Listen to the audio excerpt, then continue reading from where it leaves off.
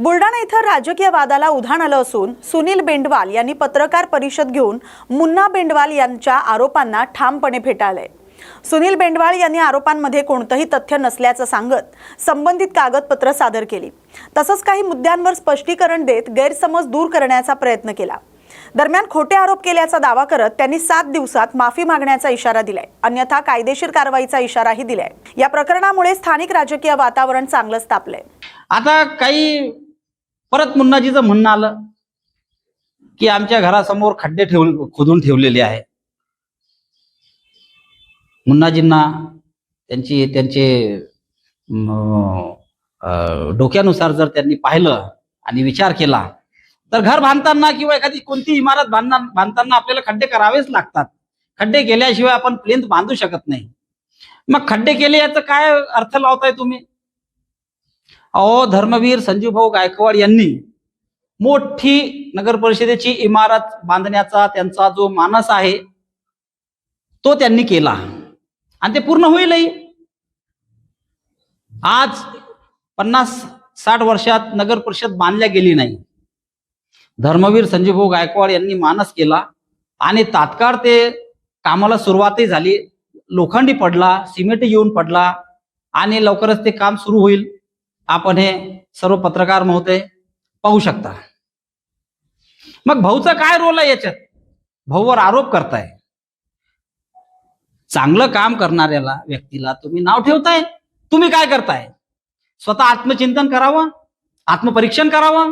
जी वास्तू नगर परिषद ती बांधत आहे आज रोजी, तिथं ते देवाधर्माचे आमचे ते जुने ओटे येत होते। आता इमारत बांधताना ते ओट्यामुळे ती इमारत काही बांधता येत नव्हती। म्हणून आमदार साहेबांनी सामाजिक सलोखा राखल्या जावा, कोणत्याही धर्माचा आणि जातीचा याच्यामध्ये काही प्रताडणा होऊ नये म्हणून आमच्या समाजाची मीटिंग घेतली।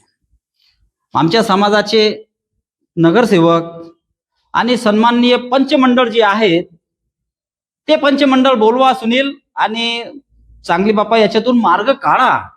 आपल्याला इमारती होईल आणि देवाधर्माचं आपल्याला ओटाही तोडता येणार नाही, किंवा तोडलं तर त्याची वास्तू चांगल्या पद्धतीत कशी बांधता येईल हे तुम्ही तुमच्या समाजाला व्यवस्थित सांगा आणि त्यांचं काय मत आहे हे मला सांगा।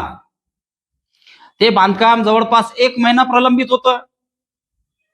1 महिन्यात ही मीटिंग आम्ही समाजाची लावली। समाजाचे सगळे प्रतिनिधी आम्ही त्यावेळेस मुन्नाजीलाही बोलवलं। मग मुन्नाजी त्यावेळेस का नाही आले?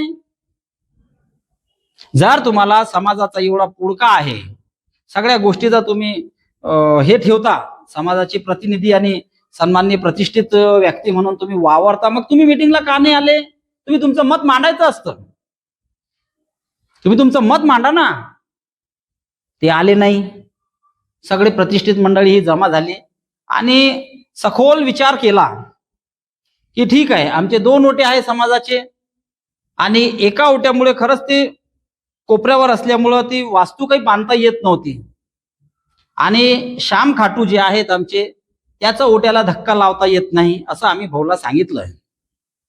परंतु जे आमचे भैरव होते, भैरव बाबा म्हणून, ते सामाजिक सलोख्याच्या दृष्टिकोनातून त्यांची रीतसर आम्ही पूजा अर्चना करून ते आम्ही उठवून बाजूला तिथं त्यांचं परत पुनर्बांधणी आम्ही करू शकतो। भाऊ, आम्हाला या बाबतीला तुम्ही सहमती प्रदान करा आणि जे काही आपल्या याच्यातून करता येईल देवा धर्मासाठी ते करा। धर्मवीर आमदार भाऊंनी हे सगळ्यांचा विचार ऐकला आणि ठीक आहे। आमचे शिवाभाऊ या मीटिंगला होते, दोन्ही नगरसेवक होते आणि पंचमंडळी होते। तुम्ही विचारा शिवाभाऊला। आम्ही लगेच पूजा अर्चना केली आणि भैरव बाबाचा ओटा हा खाटू श्याम बाबाच्या बाजूला त्याचा आपण जीर्णोद्धार केला। भाऊनी तिथं सगळ्यांसमक्ष घोषणा केली की तुमच्या समाजाचे जे देव आहेत त्या देवांच्या सौंदर्यीकरणासाठी जे तुम्हाला मदत लागेल मी करेल। मग मला सांगा, याच्यात आमच्या समाजाचा कुठं अपमान झाला? उठले तुम्ही की भाऊवर नाव ठेवता, बोट ठेवता। समाजाचा आहे म्हणून मी हे बोलत आहे। माझ्या समाजाचा विषय असल्यामुळे मला हे नाईलाज बोलणं भाग पडतंय। आज देवा धर्माचे ओटे वाचवले भाऊनी। भाऊचं खरंच धन्यवाद मनापासून. परत आता समाजामध्ये भंगी समाज आहे. 3 समाज काम करतायत आमच्याकडे. भंगी समाज आहे, मुसलमान समाज आहे आणि बौद्ध समाज आहे. या 3 समाजाचे सफाई कामगार तिथं काम करतात. सुनील सोनी संचालक असताना एक आदेश पारित झाला होता. त्या आदेशामध्ये स्पष्ट नमूद होतं की 1993 पूर्वी जे लोक सफाई कामगार या पदावर लागल्या गेले त्यांना एक वेळची विशेष बाब म्हणून कायम करण्यात येते. त्यांच्या वारसांना वारसा हक्क लागू नाही, अनुज्ञेय नाही, शासन निर्णय आहे, या बघून घ्या. त्या शासनाच्या धोरणाप्रमाणे नगर परिषदमध्ये नवीन भरती होत नव्हती. समाजाची बरेचशी मंडळी, बौद्ध समाजाचे, भंगी समाजाचे आणि मुसलमान समाजाचे, आमचे सगळे तिन्हीच्या तिन्ही सफाई कामगार हे भाऊंना भेटले. धर्मवीर साहेबांनी आम्हाला काय केलं, या रे बाबा तुम्ही मुंबईला, तुमचा काय प्रश्न आहे रोजगाराचा तो आपण मिटवू. साक्षीदार देतोय तुम्हाला मी. जाकीर शेखलाल, शिवाभाऊ बेंडवाल आणि बरेचसे समाजाचे, इतर समाजाचे लोक यांच्या समक्ष सोबत भाऊंना भेटले. भाऊंनी क्षणाचाही विलंब न लावता गाडीत बसवलं आणि लगेच संचालक ऑफिसला घेऊन गेले त्यांच्या गाडीत. ते त्या दिवशी जेवले सुद्धा नाही. मी साक्षीदार आहे आणि आमच्या समाजाचे बरेच लोक या बाबतीत साक्षीदार आहे. भाऊ सकाळपासून मंत्रालयात होते, परंतु जसं आमचं शिष्टमंडळ गेलं तसं भाऊंनी क्षणाचाही विलंब न लावता, जेवण न करता ते संचालक ऑफिसला गेले. तिथं काकड सर होते. काकडे सरांना भेटून त्यांनी सांगितलं, सर एकच मिनिट, काकड सरांना सांगून तात्काळ आमच्या जो रोजगाराचा प्रश्न होता 1993 पूर्वीचा, आज भाऊच्या माध्यमाने 3ही समाजाचे सफाई कामगार आज परत नोकरीला लावण्याची कार्यवाही भाऊच्या आशीर्वादाने सुरू झालेली आहे. ही गोष्ट मुन्नाजीला कळत नाही का? त्यांच्या समाजातले लागले नाही का? त्यांच्या परिवारातले लागले नाही का? ही गोष्ट तुम्ही बोलत नाही. उलट तुम्ही उठले सुटले समाजाचे, तुमच्यामुळं इतरांना काय त्रास होतो ही गोष्ट तुम्ही ध्यानात घ्या तुमच्या एका स्टेटमेंटमुळे, आणि चुकीचं स्टेटमेंट देताय. तर माझ्यावर जे आरोप लावलेले आहेत मुन्नाजीनं, त्याचं मी खंडन करतो. आणि खंडन केल्यानंतर मी माझ्या नुकसान भरपाई होणार आहे. माझी जी नुकसान, जी बदनामी झालेली आहे, त्या बदनामी पोटी मी लवकरच न्यायालयात मानहानीचा दावा सुद्धा करणार आहेत. माझ्यावर केलेले आरोप हे मुन्नाजीने सिद्ध करावं.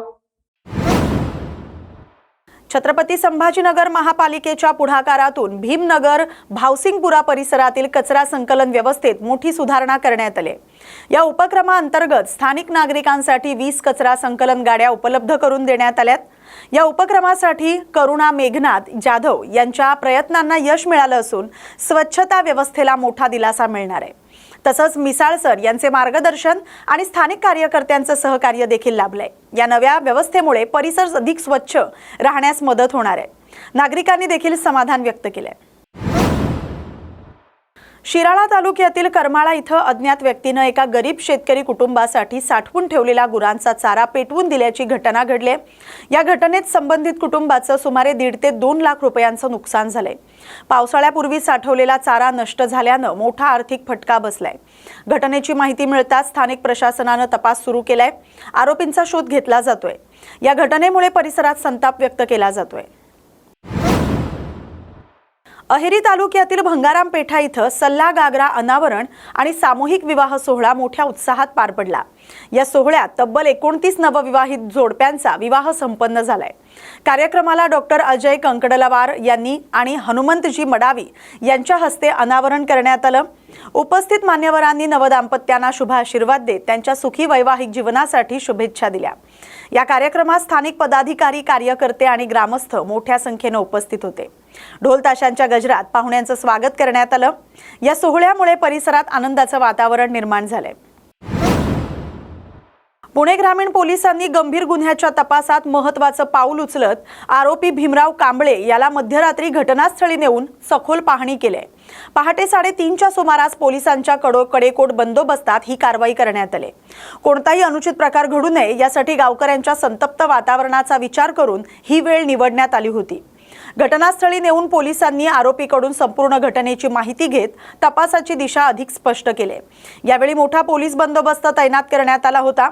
दरम्यान या प्रकरणात महत्त्वाचे सीसीटीव्ही फुटेजही आता समोर आले, त्यामुळे तपासाला वेग आलाय।